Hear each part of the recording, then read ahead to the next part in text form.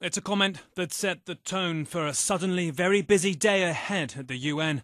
Its chief may have thought he wasn't on camera Friday, but still said this of Monday's vital UN inspectors report on Syria. I believe that the report will be an overwhelming report that the chemical weapons was used, even though I cannot publicly say at this time. Ban Ki-moon added Bashar al-Assad, the Syrian president, had committed many crimes against humanity and would face eventually, quote, a process of accountability.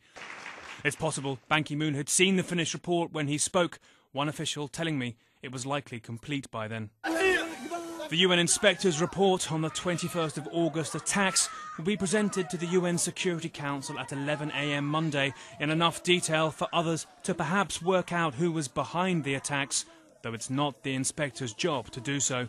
Syria has officially now joined the Chemical Weapons Convention, the UN declared Saturday, whose rules mean it must declare all those weapons by mid-November.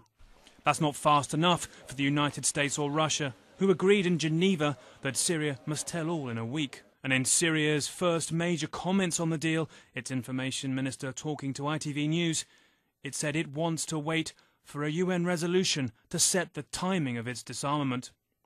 So now another round of negotiations begins, perhaps fast, perhaps torturous, to find a wording for a resolution that can back up what was agreed in Geneva between America and Russia. Still on the table for those talks, a diplomat tells me, will the resolution blame Assad and demand a trial for those who ordered the attacks?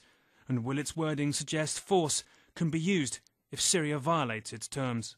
Russia won't like any of that. Again, eyes back on this building, weeks ago dismissed as paralysed and irrelevant. Nick Payton-Walsh, CNN, New York.